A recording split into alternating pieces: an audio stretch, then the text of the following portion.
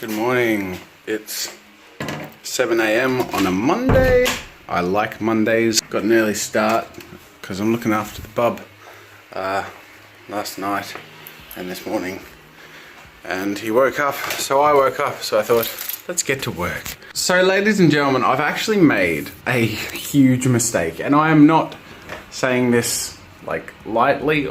When it comes to scheduling, I work really hard and I try really hard to fit everything I can in and be as efficient as possible, but I'm not good at it. And when I say I'm not good at it, I think I'm good at it on a day-to-day level, like on fitting things in, but in a broader sense, I don't think I'm good at it. And this came to my attention when yesterday we realized I added a non-existent week. What I mean by that is I thought I had 5 weeks before the launch of the Tale Teller and the submission of my final book assets and my trip overseas. I have 4 weeks. I'm an idiot. And as you may have suspected, this throws a spanner in the works because I have a week less and I had scheduled those 5 weeks. So look, I'm not letting it take control of my life. I've rescheduled, I've shifted things around, I've economized the 4 weeks that I have as best as I can, and I'm just gonna do what I can with what I've got and get stuff done. But I feel like an idiot, and yeah, it's obviously not a strong suit of mine if I can't even count the amount of weeks I have on a calendar. So I'm about to get started on working on the music for the Tale Teller, and I don't want to show too much of it because obviously I don't want to give away the good stuff. You know, it's going to come out in a month, so you'll see it when it comes out. But basically, I thought it might be interesting to you guys if I sort of ran you through a little bit of the composition process that I went through for the Tale Teller, just briefly. I will preface by saying I'm not an expert musician by any means. I'm a self-taught musician, so I actually don't even know how to read music, but I like making sounds with my hands. So I wrote the music for the Tale Teller, which is an 8-minute piece because the animation is 8 minutes, and it flows with a narrator who reads a poem. So I guess there's 2 things I'll mention. When writing the tunes for the Tale Teller, there are 2 approaches I had to writing the music, and one was to create themes for each character. So the Tale Teller himself has a sort of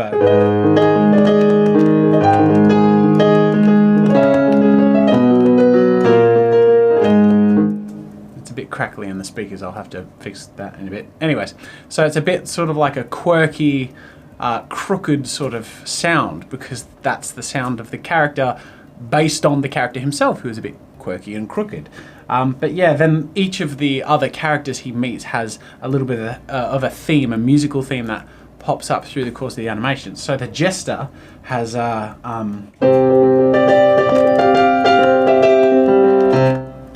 which is a really simple sort of thing, but when that sound plays, it usually is in line with when he appears or is having a moment.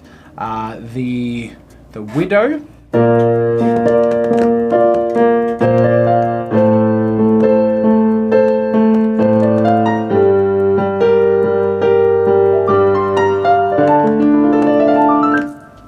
and the Soldier, who's sort of like an arpeggio.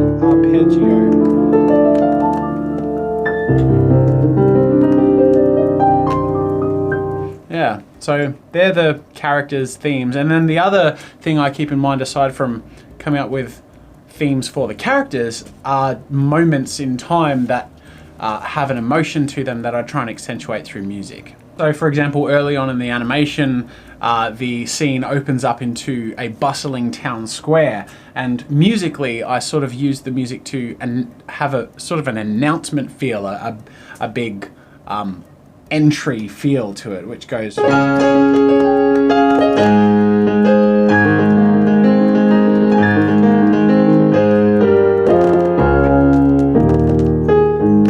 yeah, that's that.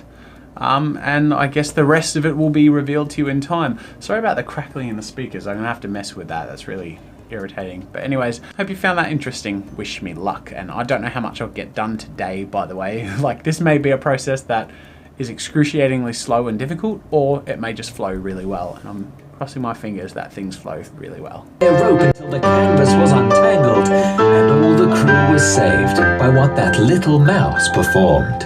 Eyes wide, the jester realized, despite the spite he faced each day, his size was not to his demise, it was his prize, which made him say, "I've had it wrong, and all along, the people laughed at my frustration. I forgot to use the jokes and tricks unique to my vocation." Alright, this is what I've got so far. It's the end of the day, so I've got to wrap this up. But I started off by laying down a piano track for the whole thing to follow. So just basically a really solid foundation that I precisely matched with the narrator. And then following that, I'll eventually mute it, but I'm using it for now. But I'll hide it so I can show you what I've got so far.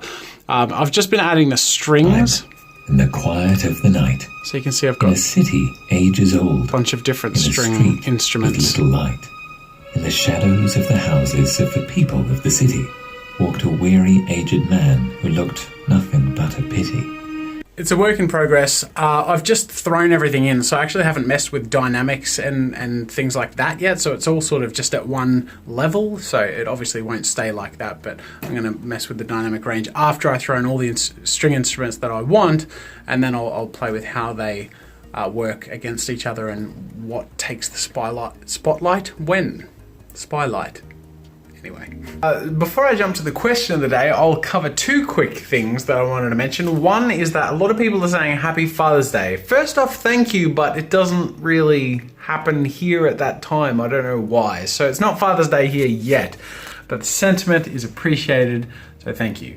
The other thing I should mention, there was two things. What was the other thing? Oh yeah, I passed 10,000 subscribers. Oh my goodness, you guys are amazing. It's only been like 6 weeks and you guys got this channel over 10K, and I'm incredibly grateful that, I mean, the numbers are a cool thing and it's fun to have the landmarks, but really the fact that you guys are with me every day is like this bizarre, new, weird, but amazing thing. And I'm really glad I did it. And I didn't realize how many people wanted to see me empty the trash and, you know, screw up my schedule.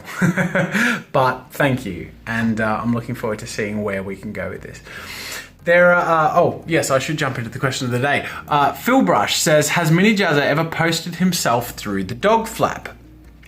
Not yet, but it's only a matter of time. And he has a little friend who came over to visit today who did just that himself. Didn't put my son through the dog flap, but anyway. Okay, well that does about wrap it up, but there is a final thing I wanted to mention, and this is to anyone interested in the UK London meetup.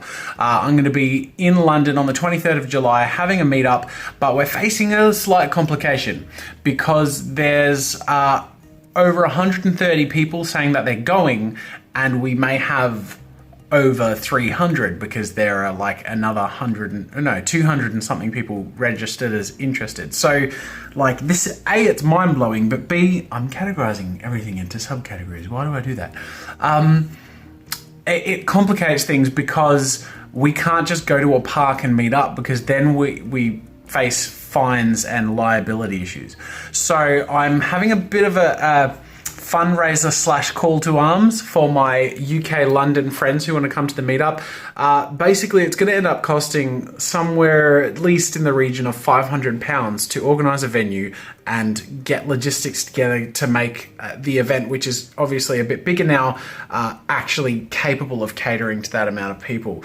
And this may include things like hired help if we need to, or public liability insurance, all of that stuff. So we're hoping that if you're coming along, you're willing, hopefully, to donate a couple of pounds, £1, £5, £10, whatever. If you can spare a quid or two, I believe you guys say quid, it would be gratefully received, because if we don't get a little bit of money together soon, we may end up having to cancel, which I really don't want to do. And with the amount of people interested in going, I really don't want to let people down, but it's too much money for us to just pay out of pocket. That's like almost 1,000 Australian dollars. So I don't know, if you guys are able to just jump in and throw in £1, that would be hugely helpful and would really appreciate it, and it would go a long way to making this possible and wonderful. Anyway, that is it for today. Thank you so much for watching, guys, and I will see you tomorrow.